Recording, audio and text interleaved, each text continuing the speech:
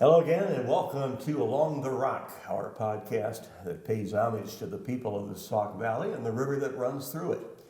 I'm your host today, Mark Morris, and I've got two gentlemen, one woman from Morrison Tech. Why don't you tell us who you are, first name and last, and we'll go down the line. Sure. I'm Chris Scott, and I'm president of the college, and I've been there for a little while and enjoy it quite much. All right. Scott Connelly. I'm in charge of the academics at the college, but also have a hand in placement and student services. I'm Jodie Eaker, and I am in admissions for the college. Okay. How are things, I'll ask you first because you're in admissions. How are things trending, if you will?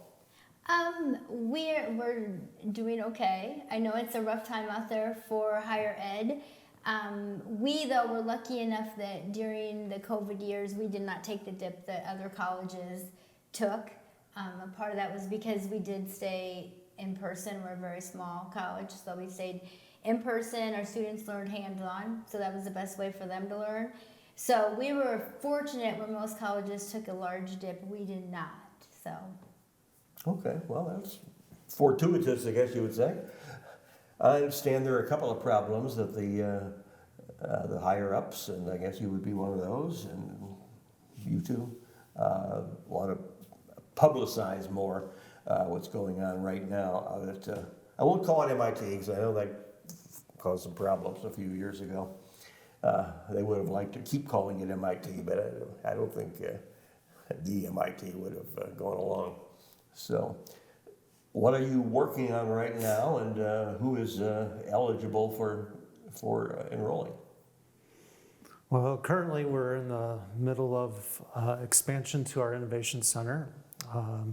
It's been in the works since 2018, which was right when we finished the first construction of the innovation center. We started moving in about 2017. We are more than doubling the square footage of the building, and we are in the last couple weeks right now of finishing construction and should be fully operational by August with the new facility. It's going to greatly enhance what that facility can offer to not only our students but the community and small businesses alike. And we're really looking forward to that. Last week we finished the flat work or the concrete work in the building, and I think this next week we'll be starting to do the final electrical work and start moving our equipment in. So that's pretty exciting for us to get that completed. We'll be finishing our first set of students in our automation program in the fall. They'll start their second year. So we'll have our first graduating class and an emphasis in automation in a year from now. So that's something else kind of in our process right now. Okay. Anything you'd like to add to that?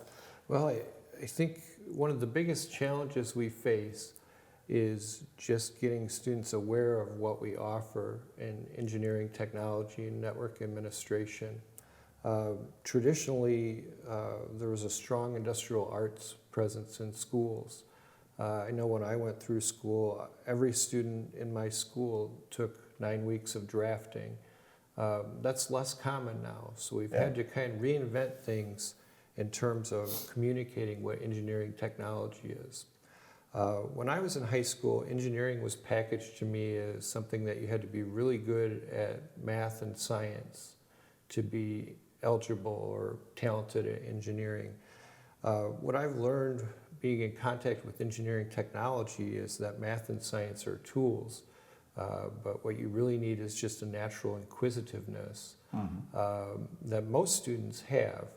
But how do you communicate that to the students who don't have a concept of that? So we have done some big things that President Scott initiated to try and support that interest in engineering technology with the students who are still in the K-12 system.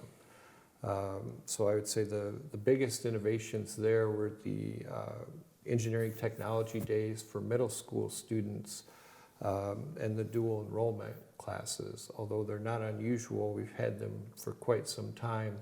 And those classes lead right into the track that the students would take, not necessarily with the general studies, but with technical coursework. So if a student in high school takes a dual credit class with us or a dual enrollment class, they are learning CAD and learning the engineering or learning the networking from day one in the building. So it's basically you've expanded it to include lots of different, I guess, tentacles, arms and legs from different.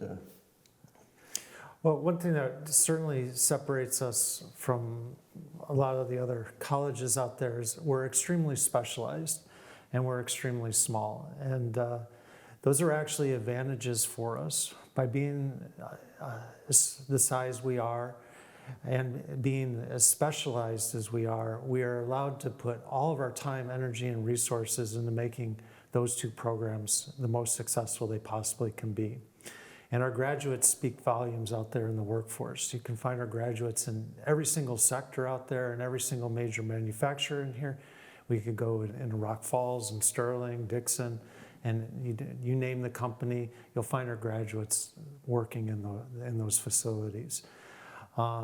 We have the ability to take every student and treat them as an individual and find out what their strengths are and their weaknesses are, and then tailor our educational experience to those strengths and weaknesses for those individuals and make sure that they can be as successful as they possibly can be through the program of study.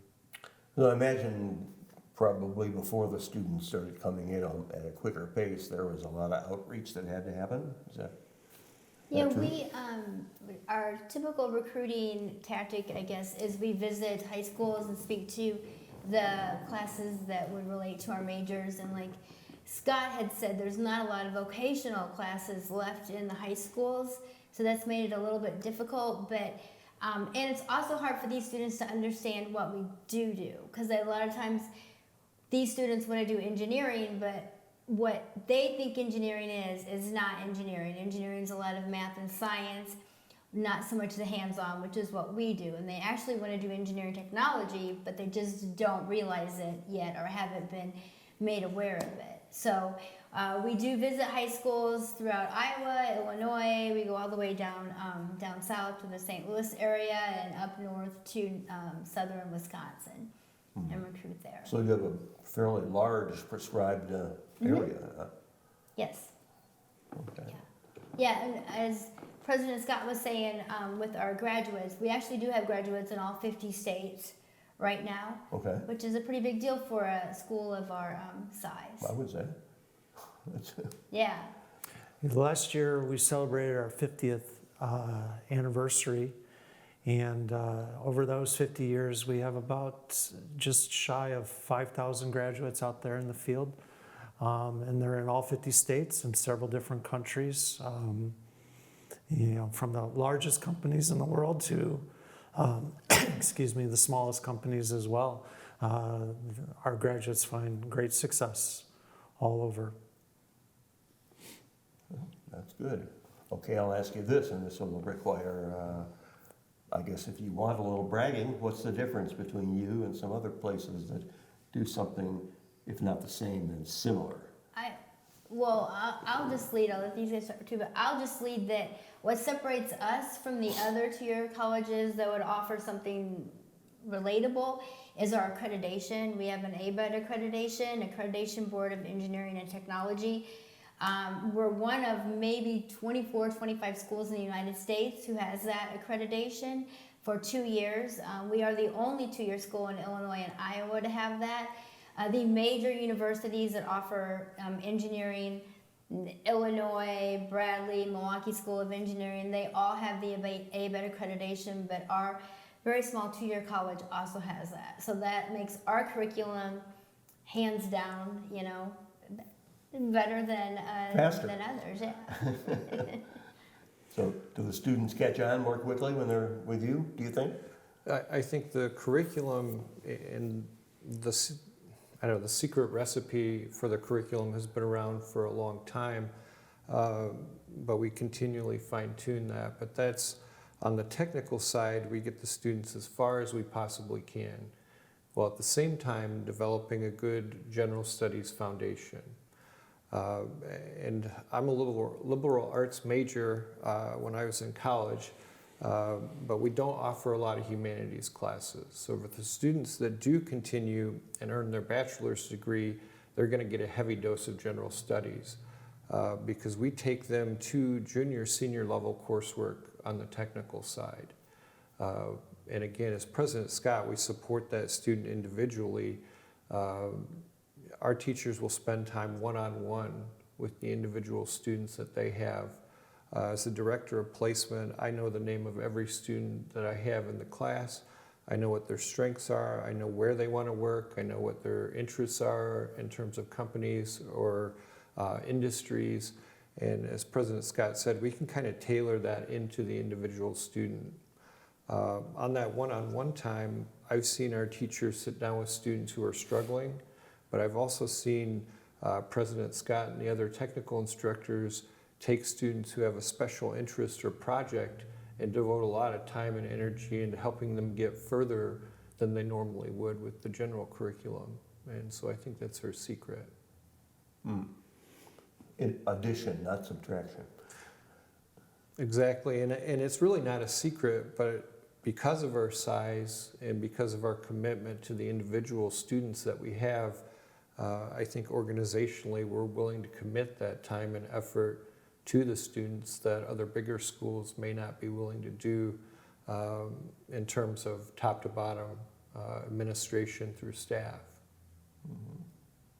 You know, again, because we're small and unique, and those are our advantages, we're not necessarily right for everybody. But who we are right for, we certainly can help them be extremely successful.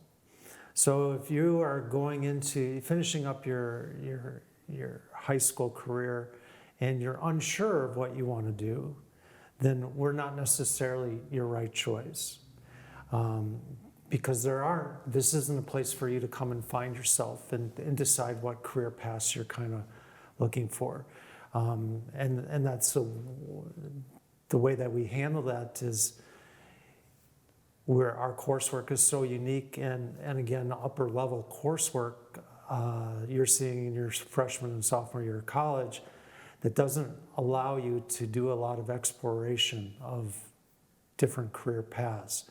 Now, the great thing about engineering, technology, and network administration is there's so many great career paths out there, and much more than anyone could ever imagine. So almost every single company has an engineering department of some sort or has the needs for network administration or network support.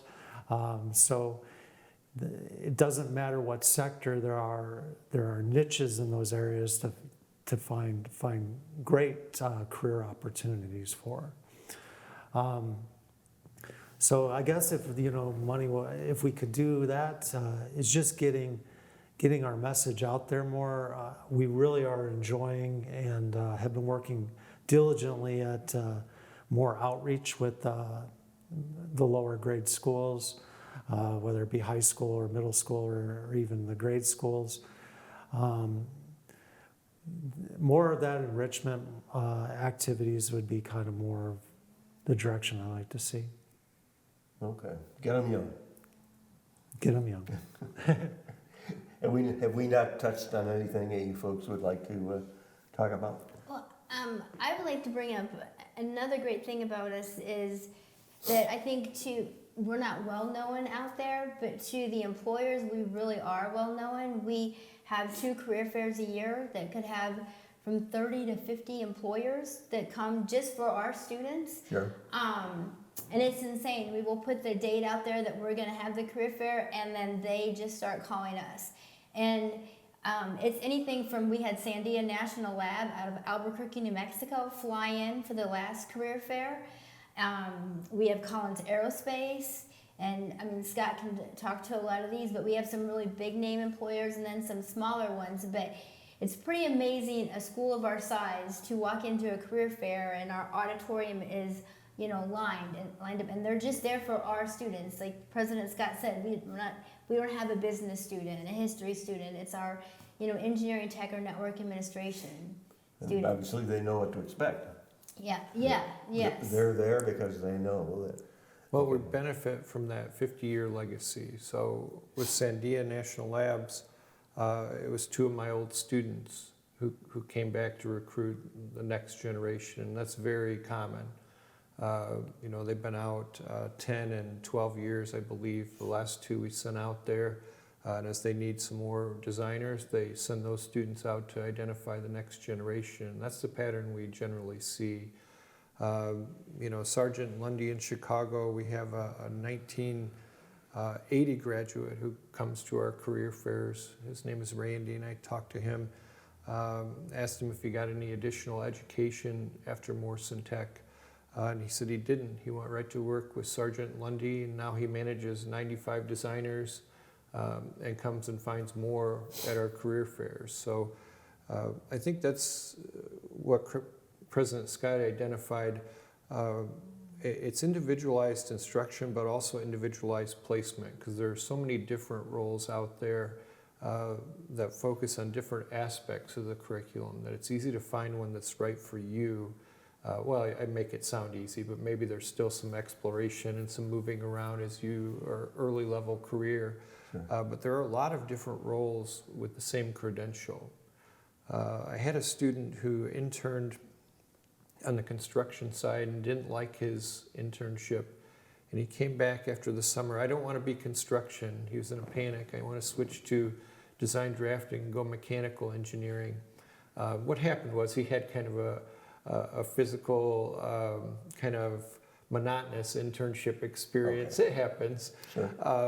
At any rate, we didn't change the program. We just added some coursework that would support the manufacturing side of things.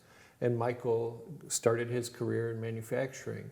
And I actually saw Michael just before the career fair this year, and he had moved back into construction. He's a bridge inspector for the Department of Transportation. Loves his job, but that's the flexibility of that credential. There are a lot of different things you can do with it, a lot of different fits for a lot of different individual interests. Oh, yeah. I appreciate you coming up and explaining it in all its detail. I appreciate you giving us the opportunity. All right, that does it for this edition. And I'm Mark Morris. I hope you can join us next time for Along the Route.